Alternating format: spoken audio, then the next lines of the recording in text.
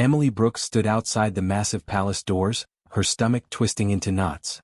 The metal was unlike anything on Earth, some kind of alloy that seemed to shift colors in the light from deep purple to silver. She traveled 3 galaxies to get here, and now she was wondering if this was the dumbest decision of her life. The job posting had caught her eye 2 weeks ago. A xenobiological nursing position with pay that was triple what she made back at the medical station on Europa. Triple. That kind of money meant she could pay off her student loans, help her sister with her medical bills, maybe even retire early. It seemed perfect. Too perfect. Now she knew why they were paying so much. The palace steward met her at the entrance, a thin, nervous creature with translucent crystalline skin. Through it, Emily could actually see his internal organs pulsing.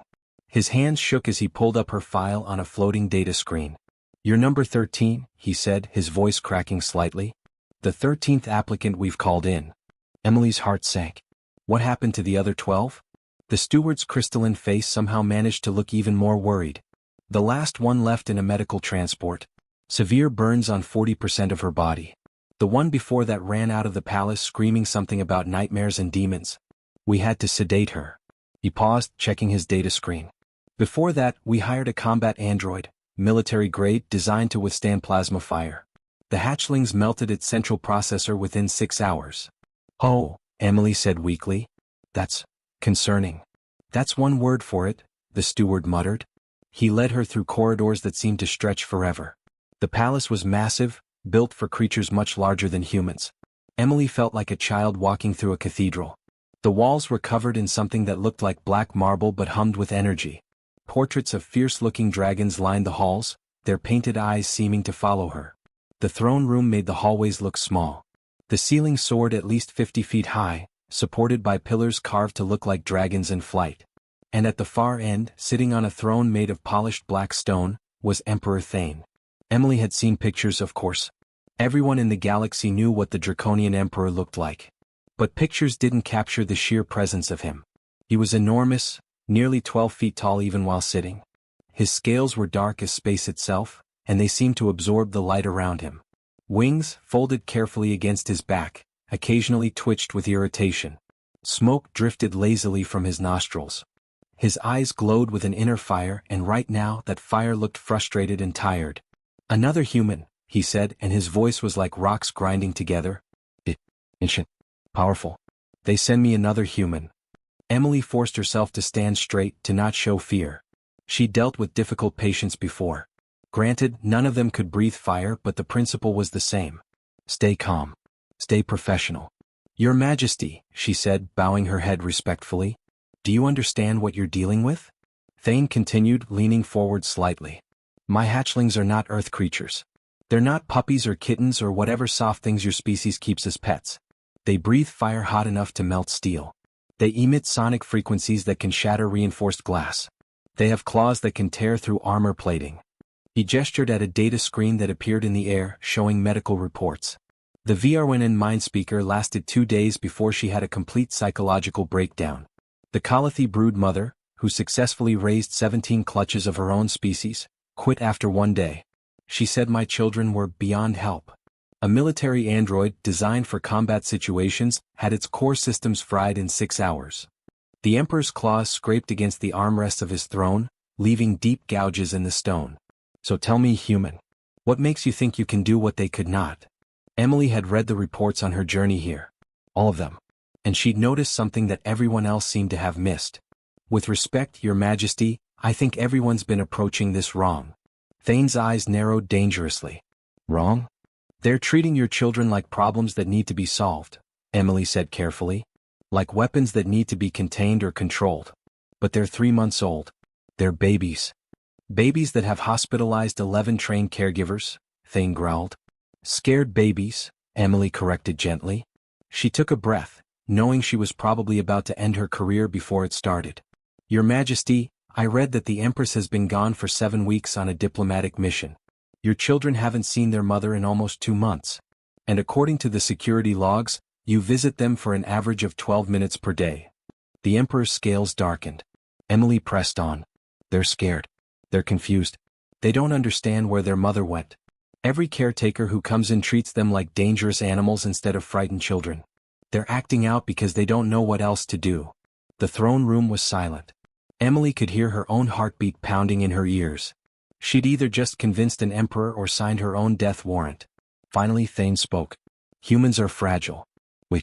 You have no natural armor, no weapons, no telepathic abilities. You'll last a day. Maybe two if you're lucky. He stood, towering over her. But I am desperate. My mate won't return for months. Draconian hatchlings need constant supervision or they enter a feral state. So fine. Try. When you fail, and you will fail, at least have the dignity not to blame my children. The steward led Emily through more corridors, down several flights of stairs to the royal nursery. The doors were massive, reinforced with some kind of metal that still bore scorch marks. Through the small window, Emily could see signs of destruction. Burned furniture, claw marks on the walls, shattered equipment. The steward unlocked the doors with shaking hands. I'll be monitoring from the security station. If you need emergency extraction, just shout. We can deploy sedation gas in 15 seconds. That won't be necessary, Emily said with more confidence than she felt. The doors opened. The nursery was huge but felt empty and cold. Toys lay broken in corners. Sleeping platforms sat unused. And at the far end of the room, pressed into the corner, were two small dragons.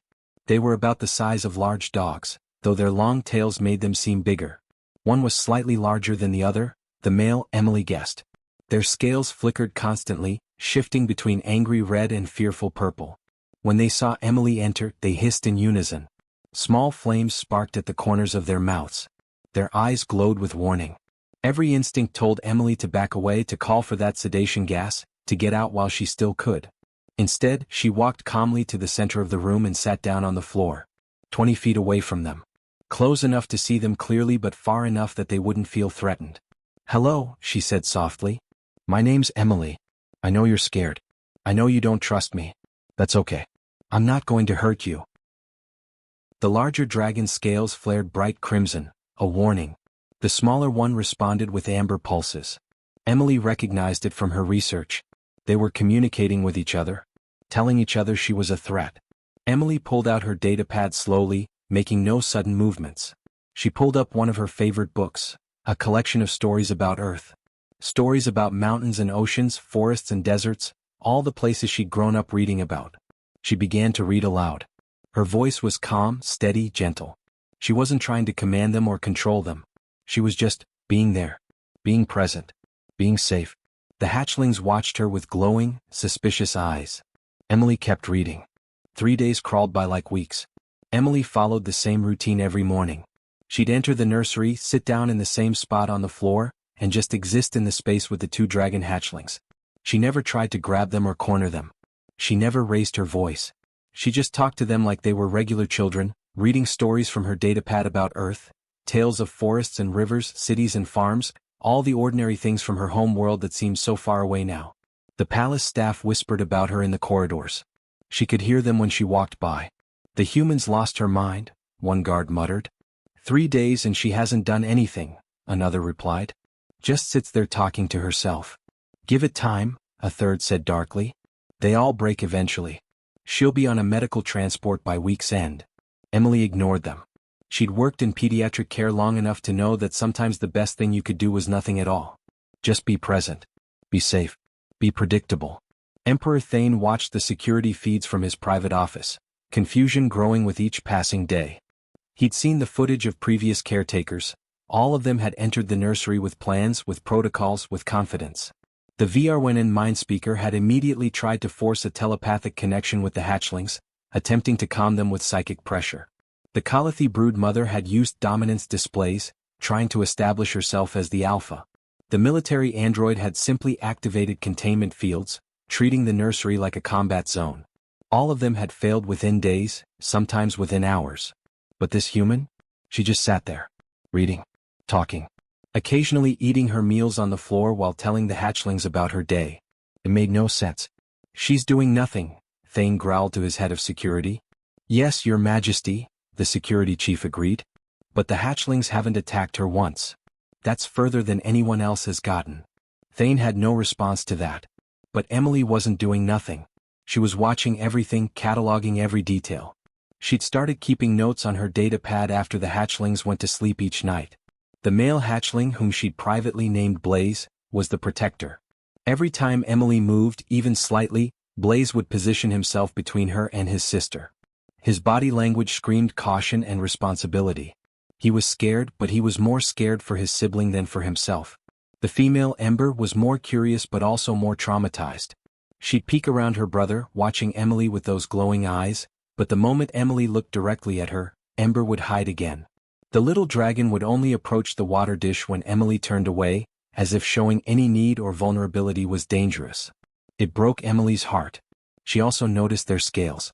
At first, the color changes had seemed random, chaotic. But by the third day, Emily recognized the patterns. When Blaze's scales flashed bright red, Ember would respond with her own warning colors. When Ember's scales flickered purple, Blaze would move closer to her, his own scales showing protective amber. They were talking to each other. The scales weren't just for show, they were a language. Red meant danger. Purple meant fear. Amber meant uncertainty or caution. And once, just once, Emily had caught a glimpse of soft blue on Ember's scales before it vanished like smoke. She didn't know what blue meant yet, but she suspected it was something positive. On the fourth night, Emily couldn't sleep. She lay in her assigned quarters, a room far too large for her, built for draconian visitors, and pulled up every research file she could find on dragon biology. Most of the documents were useless, focusing on things like bite force, fire temperature, wingspan, territorial ranges, military information, combat data. Things that mattered to generals and politicians but told her nothing about how to care for frightened babies. Then, buried in an old scientific journal from 30 years ago, she found something interesting. A xenobiologist named Dr. Patricia Foster had done a study on draconian sensory systems. Most of the paper was technical jargon, but one section made Emily sit up straight in bed. Draconian scales weren't just for display or protection. They were covered in microscopic sensory cells that detected vibration and sound across a frequency range far beyond what most species could perceive. Essentially, dragons didn't just hear with their ears, they heard with their entire bodies. Every scale was like a tiny ear, picking up sounds and vibrations and translating them into sensation. Emily's mind raced. Every caretaker had spoken to the hatchlings in Galactic Standard, the common language of the Empire. It was efficient, clear, designed for maximum information transfer with minimum ambiguity. The words were clipped, sharp, precise. To the hatchlings, with their incredibly sensitive scales, it must have felt like being screamed at constantly. Like someone dragging nails across a chalkboard. Like physical pain disguised as communication. No wonder they'd been aggressive. They weren't being bad. They were protecting themselves from what felt like an assault. Emily lay back down, her mind spinning with possibilities. But she was too tired to think clearly, and eventually, exhaustion pulled her into sleep. The next morning, she entered the nursery feeling frustrated and drained. She'd barely slept. Her back hurt from sitting on the hard floor for hours every day.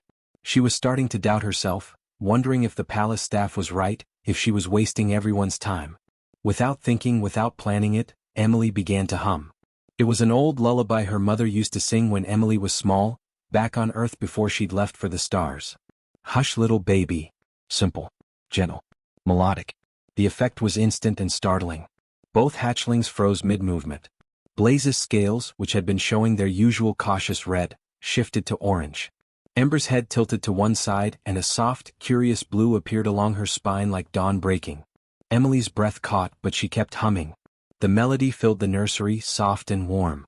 Slowly, so slowly Emily almost didn't notice at first, Blaze took a step toward her. Then another. His scales began to ripple, creating patterns that seemed to move in time with her voice. It was beautiful, like watching music become visible.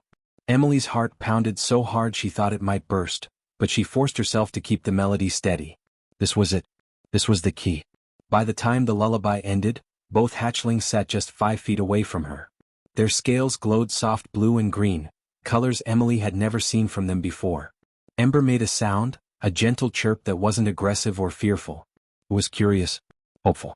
"Hello," Emily whispered, her voice shaking slightly. "It's nice to finally meet you." And she began humming again. Within a week everything changed. Emily walked through the palace corridors with 2 baby dragons perched on her shoulders like the world's most unusual accessories. Their scales glowed soft green and blue, pulsing gently in rhythm with the song she hummed. Palace staff would stop and stare, mouths hanging open, as this small human woman strolled past with creatures that had terrorized trained professionals just days before. The transformation seemed almost impossible. Guards who'd seen the hatchlings melt through steel doors now watched them nuzzle against Emily's neck, making contented chirping sounds. Servants who'd fled in terror when the babies threw tantrums now smiled as they heard Earth folk songs echoing through the halls. The secret wasn't complicated once Emily figured it out. It was almost embarrassingly simple. Music. Just music. Humans had something most galactic species had lost over millions of years of evolution. While other civilizations had streamlined their communication into pure efficiency, data transfer without emotion, information without feeling, humans had kept their songs.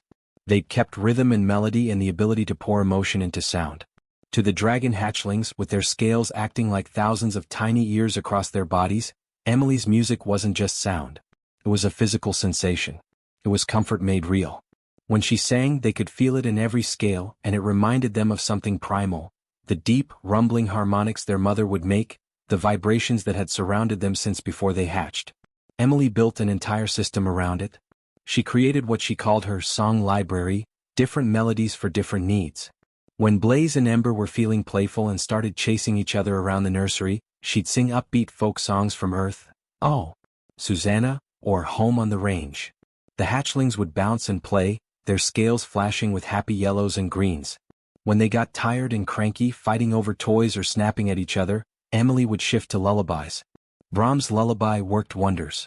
Within minutes, both dragons would be yawning, their scales dimming to soft blues as they curled up together. The real breakthrough came when Emily realized she could teach them control through music. Blaze had a problem with his fire. When he got excited or startled, flames would burst from his mouth uncontrollably. It was dangerous, and previous caretakers had tried to suppress it with dampening fields or punishment. Emily tried something different. She created what she called the Gentle Fire Song, a soft, slow melody that she'd sing whenever she wanted Blaze to use his fire carefully. The first time she tried it, she held up a small candle that had gone out. Gentle fire, she sang softly, the melody rising and falling like waves. Small and bright, warm and light. Blaze watched her, confused at first. But something in the melody spoke to him. Instead of the wild burst of flame he usually produced, a tiny, controlled jet of fire came out, just enough to light the candle. Yes. Good boy. Emily praised, and Blaze's scales erupted in shimmering gold, radiating pride. Within days, both hatchlings responded to dozens of different melodies. Emily had a song for mealtime, one for bath time, one for sleep, one for play. She even created an alert song for danger, though she hoped they'd never need it. The palace staff went from thinking Emily was crazy to being completely amazed. The crystalline steward who'd warned her about the job now followed her around, taking notes, asking questions about Earth music theory. How did you know this would work? He kept asking. I didn't, Emily admitted. I just tried to think about what they needed.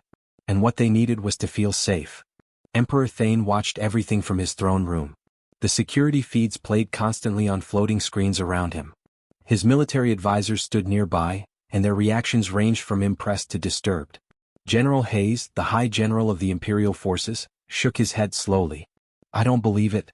The human has done in 2 weeks what our best specialists couldn't do in months. Those hatchlings were considered unmanageable. Now they're following her around like puppies. It's undignified, Admiral Drake muttered darkly. She's teaching the Imperial heirs Earth songs. Children's songs. Nursery rhymes. Thane's eyes never left the screen, where Emily was guiding both hatchlings through an exercise. She'd sing a complex melody, and Blaze and Ember had to coordinate their scale patterns to match it, creating a visual display that rippled across their bodies in perfect synchronization. She's teaching them control, Thane said quietly. She's teaching them to communicate with each other. To work together. To trust. He paused. To trust someone other than themselves. For the first time since his mate had left on her diplomatic mission to the outer reaches, Thane felt something like hope. His children weren't just surviving anymore. They were thriving. They were happy. But hope came with complications. Word had spread beyond the palace walls, beyond the planet, beyond the system. The news traveled through the galactic network like wildfire. A human, a fragile baseline human with no special abilities, had succeeded where the Empire's elite had failed. Some species sent messages of congratulations. Others sent requests for Emily to visit their worlds, to teach their caregivers these methods. The human delegation from Earth sent a formal letter of pride. But within the Draconian Empire itself, opinions were divided. That evening, Admiral Drake stormed into the throne room, his scales dark with anger. "Your Majesty, this is humiliating. The entire galaxy is talking about us. The mighty Draconian Empire, brought low by a human singing nursery rhymes. Other species are laughing at us." Thane's eyes blazed dangerously. "My children are healthy. That's what matters. Your children are being corrupted." Drake shot back. "They follow this human everywhere. They respond to her voice before they respond to yours. What happens when they're grown, when they need to rule? When they need to make hard decisions? When they need to be strong? Will they sit around singing songs with their enemies?" The words hit harder than Thane wanted to admit. He had no answer. That night, after the advisors had left and the palace had grown quiet, Emperor Thane did something he rarely did. He walked alone to the royal nursery. Emily had just put both hatchlings to sleep. They lay curled together on their sleeping platform, scales pulsing gently with soft blues and purples, the colors of peaceful dreams. Emily sat nearby, humming softly, making sure they were completely settled. She looked up in surprise when the Emperor entered. "Your Majesty," she whispered, standing quickly. "How do you do it?" Thane asked, his voice barely above a rumble. He moved closer, looking down at his sleeping children. "They barely acknowledge me when I visit. But you, they love you." Emily chose her words carefully. She knew she was talking to one of the most powerful beings in the galaxy. "With respect, sir, when you visit, you speak to them like a commander addressing soldiers. You tell them to behave, to be strong, to honor the Empire and uphold tradition. But they're 3 months old. They don't understand Empire or honor or tradition. They understand fear and comfort. They understand that their mother is gone and they don't know when she's coming back. They understand that they're alone and scared." Thane's scales flickered, purple just for a moment. Emily recognized it now. Fear. He was afraid for his children. "I don't know how to be." Thane struggled with the word. "Gentle. It's not how Draconians are raised. It's not our way." Emily smiled softly. "Would you like to learn?" The Emperor of the entire Draconian Empire, ruler of 100 worlds, commander of fleets that could shatter planets, sat down awkwardly on the nursery floor. His massive frame looked out of place among the toys and sleeping platforms. And Emily Brooks, a human nurse from a small colony on Europa, began teaching him lullabies. The presentation ceremony was everything Emily had feared it would be. The grand hall was massive, bigger than 3 football fields, with a ceiling that soared so high it disappeared into artificial clouds. Crystal chandeliers the size of small houses hung overhead, casting rainbow light across everything. Representatives from over 100 worlds filled the space, each species more exotic than the last. Some had multiple heads. Others floated in containment fields. A few were just clouds of glowing particles. Emperor Thane stood on the raised platform at the center of it all, looking every bit the powerful ruler he was. Beside him stood Empress Kara. She'd returned early from her diplomatic mission to the outer reaches when word reached her about Emily's success with the children. She was slightly smaller than Thane, her scales a deep emerald green that caught the light like gemstones. Emily stood a few steps behind the imperial couple, trying not to shake. Blaze and Ember flanked her on either side, both wearing ceremonial golden bands around their necks that marked them as heirs to the throne. They'd grown so much in just 2 months, now the size of large wolves, their wings beginning to develop properly. But they were still babies. Still vulnerable. The hatchling scales showed calm blues and greens, but Emily could feel the tension in their bodies. They didn't like crowds. Too many strange smells, too many unknown sounds.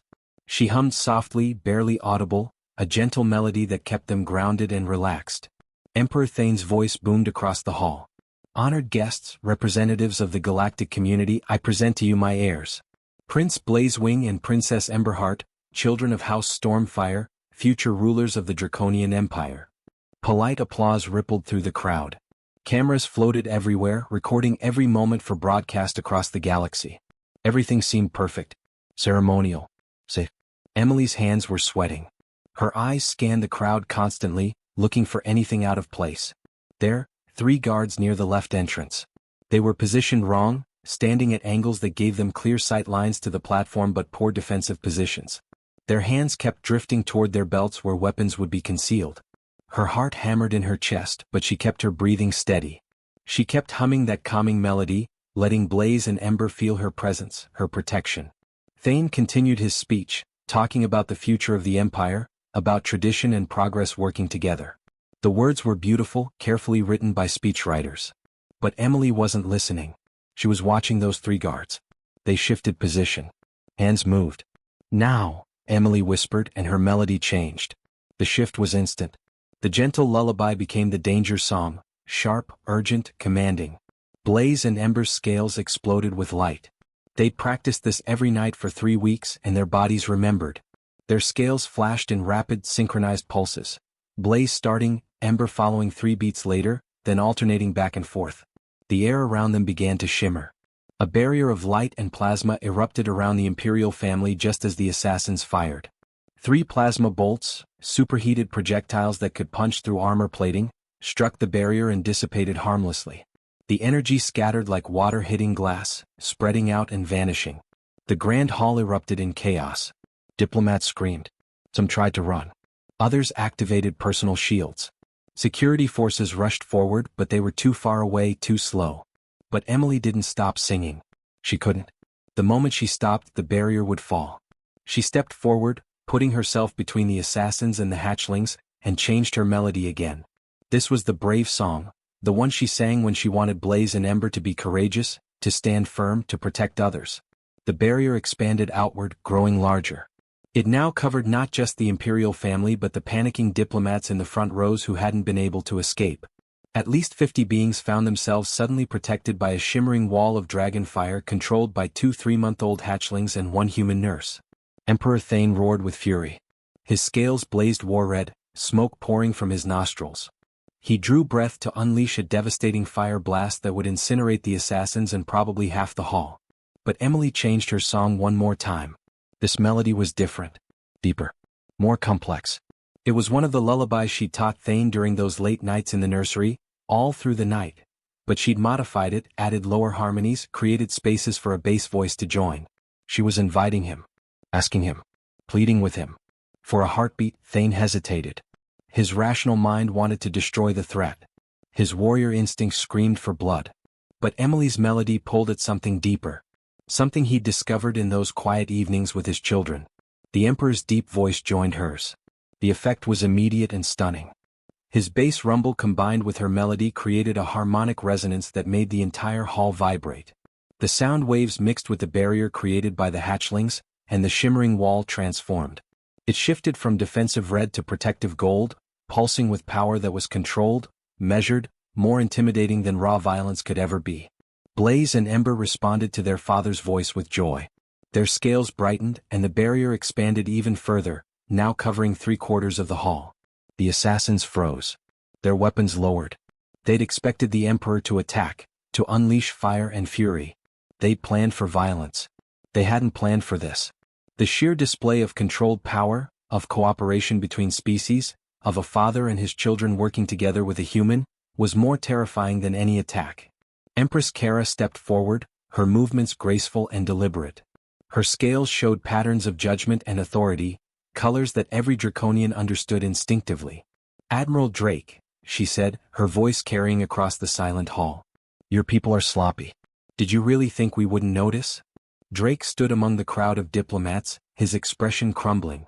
He'd been so certain, so sure that his plan was perfect. But he'd underestimated Emily. He'd underestimated how completely she'd transformed the Imperial family. Take them, Thane commanded, his voice still harmonizing with Emily's song. Loyal guards moved in, surrounding the 3 assassins and Admiral Drake himself. There was no fight, no resistance. The display of power had broken their will. Slowly, carefully, Emily let the melody fade. The barrier shimmered and dissolved. Blaze and Ember collapsed against her legs, exhausted. Creating that barrier had taken everything they had. You did so good, Emily whispered, stroking both their heads. So good. Emperor Thane turned to face the assembled diplomats. Many were still recovering from shock, trying to process what they'd witnessed. Honored guests, Thane said, his voice carrying across the hall. You came here to witness the presentation of my heirs.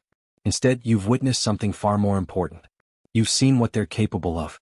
My children are 3 months old. They should barely be able to produce controlled fire. Instead, they created a coordinated defensive barrier that protected innocent lives.